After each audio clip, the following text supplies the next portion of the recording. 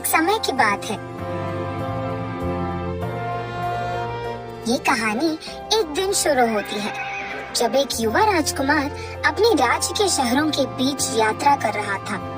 उसका नाम विक्रम था और वो अपने राज्य के कोने कोने को जानने समझने की कोशिश कर रहा था। एक दिन जब विक्रम अपने घूमने के बाद घर वापस लौट रहा था, वो एक गांव के पास से गुजरा।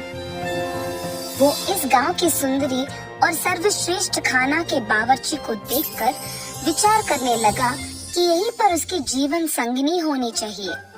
उस बावर्ची का नाम वानी था और वो ना ही सिर्फ अद्वितीय खाना पकाती थी, बल्कि उसकी व्यक्तिगति भी अद्वितीय थी। उसके हाथों का जादू और खाना बनाने का तरीका बिल्कुल अनोखा था। विक्रम उसकी यही अद्वितीयता से मोहित हो गया। विक्रम ने अपने राजमहल में वानी की तलाश करने का निश्चय किया। उसने अपने मंत्री से ये पूछा और उन्हें अपने इरादे के बारे में बताया। मंत्री ने सहमति दी और एक मार्ग योजना बनाई जिसके तहत विक्रम वानी को प्रस्तावित करेगा।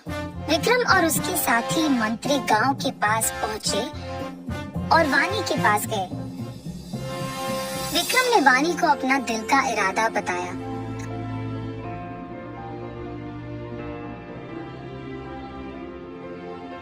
और अपने साथ अपने राजमहल ले जाने के लिए प्राथमिकता दी। वानी थोड़ी संवादी थी, लेकिन विक्रम के दिल की बात देखकर सहमति देने को तैयार थी।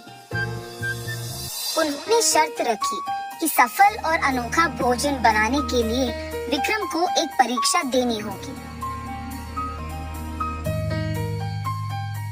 विक्रम ने खुशी खुशी अपने मंत्री के साथ परीक्षा की तैयारी करने लगे।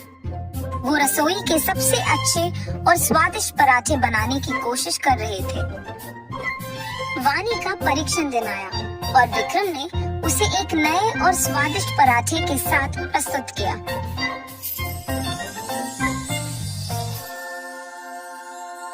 वानी ने खाने के बाद मुस्कुराया और विक्रम को अपनी मांग पूरी करने का अधिकार दिया। विक्रम और उसकी मंत्री जीत के साथ राजमहल वापस गए और विक्रम ने बावर्ची को अपनी राजकुमारी बनाने का प्रस्ताव पेश किया। वानी खुशी खुशी स्वीकार कर ली और दोनों ने एक दूसरे के साथ खुशियों भरी जीवन गुजारने का निश्चय किया।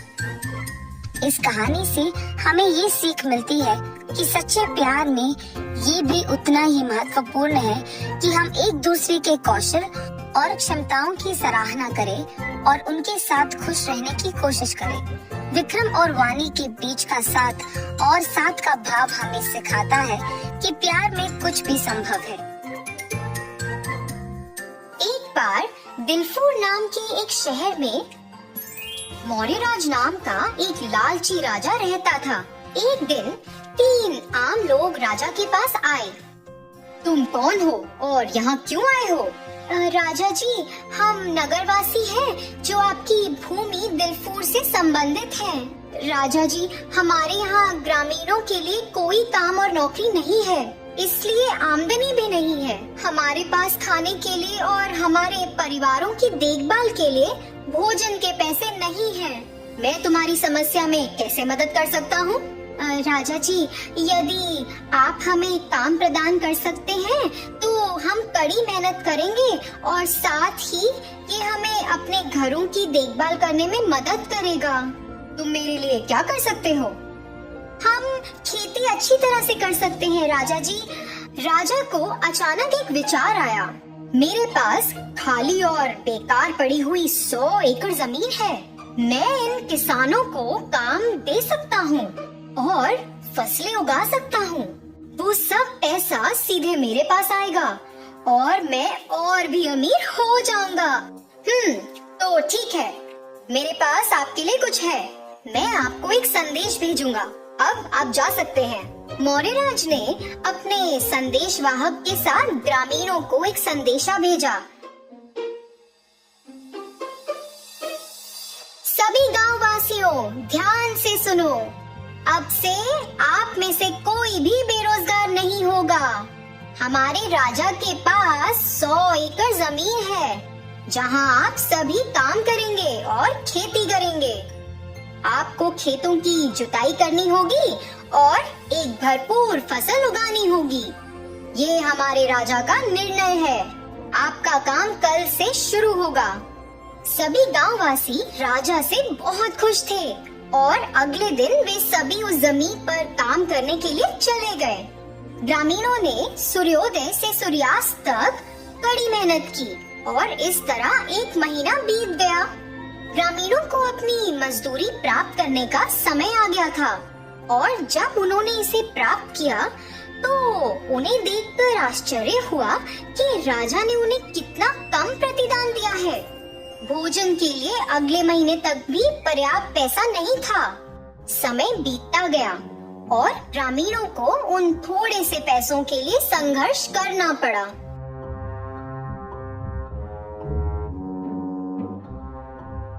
इस बीच एक नया बाजार उस जगह खोला गया था जहां उन्होंने काम किया था।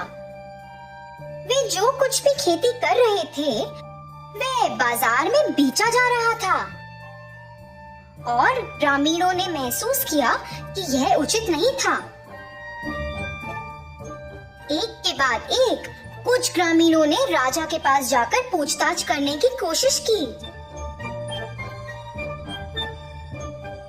लेकिन उनको जेल में डाल दिया गया।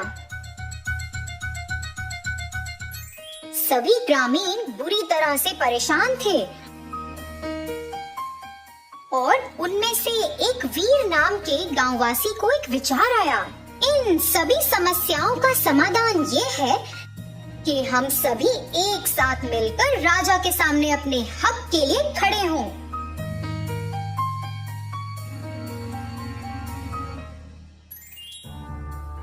सभी ग्रामीणों ने अपना विश्वास बनाया और एकजुट होकर राजा से बात करने गए।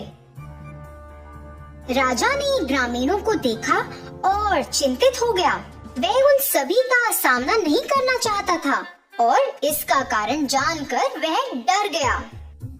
अगर ये सभी ग्रामीण मेरे खिलाफ जाते हैं तो मैं अपनी सारी जमीन और समृद्धि खो दूंगा। यदि मैं थोड़ा समाधान कर लूं तो भविष्य में मेरे पास अधिक धन होगा। मैं अपनी जमीन ग्रामीणों के साथ साझा करूंगा। ठीक है गांववासियों, मुझे पता है कि आप सभी यहाँ क्यों आए हैं। अब मुझे बताओ कि मैं क्या कर सकता हूँ। देखिए राजा जी, किसान जिस जमीन पर खेती बाड़ी कर रहा है उस पर किसान का ही हक होना चाहिए और खेती बाड़ी से जो भी आमदनी किसान को आती है वो आपके साथ आधा बांटेगा। ठीक है, मेरी 100 एकड़ जमीन में आप अपनी खेती की जमीन रख सकते हैं और अपनी कमाई हुई आमदनी में से आपको मुझे हिस्सा देना पड़ेगा। इस कहानी से हमें ये सीख मिलती है कि एकता में ताकत है। कई साल पहले की बात है। एक महान से राज्य में कृष्णदेवराया नामक एक शासक रहा करते थे। उनकी माँ बहुत धार्मिक महिला थी।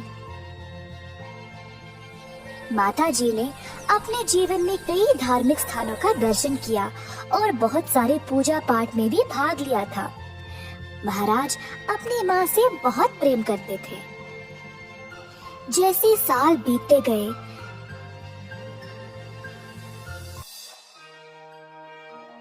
महाराज की माँ बीमार पड़ गई।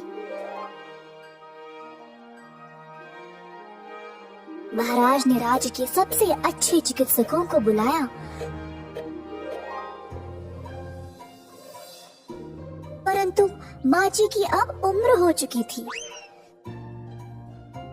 सबसे अच्छी दवाई भी काम नहीं किए और अंत में वह चल बसी। महाराज कृष्णदेवराया अकेला महसूस करने लगे और अपनी माँ को बहुत याद करते थे। जब उनकी माँ बीमार थी तब वह अपने बेटे से आम खाने की मांग करती थी, परंतु आम का बंदोबस्त करने से पहले ही वह चल बसी।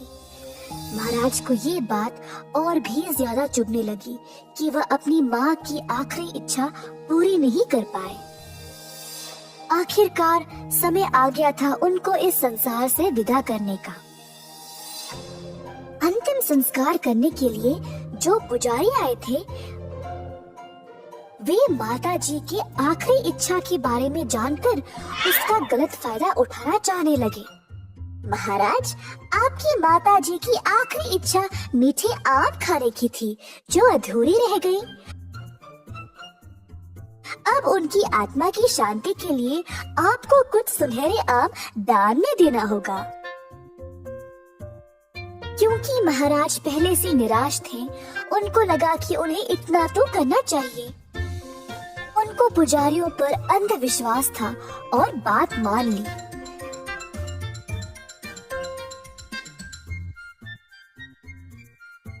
राजा ने 10 सुनहरे आमों का प्रबंध किया और पुजारियों को दान में दे दिया।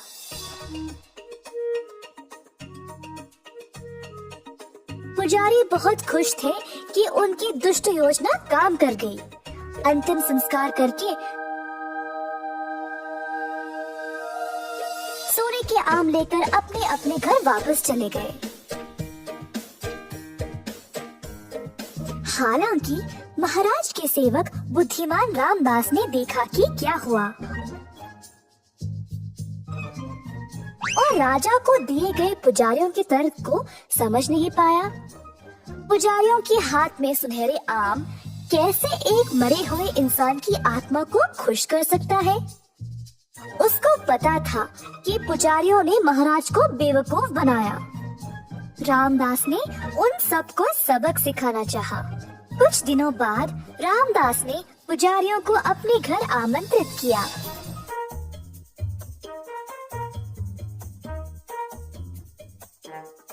वह बोला, मेरी मैया कुछ दिन पहले चल बसी। मुझे लगता है उनकी आत्मा को शांति नहीं मिली। उनके अंतिम दिनों में वह चाहती थी कि मैं उसके सिर पर गरम लोहे की छड़ी से मारूं, परंतु मैं ऐसा नहीं कर पाया और फिर वह चल बसी। अब जैसे आप लोगों ने राजा को सुनहरे आम दान में देने का सुझाव दिया, वैसे ही मुझे भी अपनी माँ की आत्मा की शांति के लिए ऐसा ही कुछ करना पड़ेगा, है ना? मुझे आप सबको गरम लोहे की छड़ी से मारना पड़ेगा अपनी माँ के लिए। ऐसा कहकर रामदास ने एक गरम गरम लोहे की छड़ी की ओर दिखाया, जो उसका नौकर पकड़ा हुआ था। सारे पुजारी भयभीत हो गए। रामदास के कदमों पर गिरकर दया की भीख मांगने लगे। रामदास ने सबको वो सुनहरे आम वापस करने को कहा और दया की भीख महाराज से मांगने को बोला। अतः अगले दिन महाराज को सारे सुनहरे आम वापस मिल गए और लालची पुजारियों ने सबक सीखा। एक बार फिर रामदास को उसकी सतर्कता और समझदारी के लिए प्रशंसा मिली। एक शहर में रहता था रामदास सिंह नामक एक आदमी, जो एक धनी परिवार का था। अपनी मेहनत और बुद्धि से उसने अपने परिवार की संपत्ति को थोड़े ही समय में दुगना किया और बहुत ही अमीर बन गया। दुर्भाग्य से रामदास की सेहत कमजोर हो गई और अंत में वह चल बसा।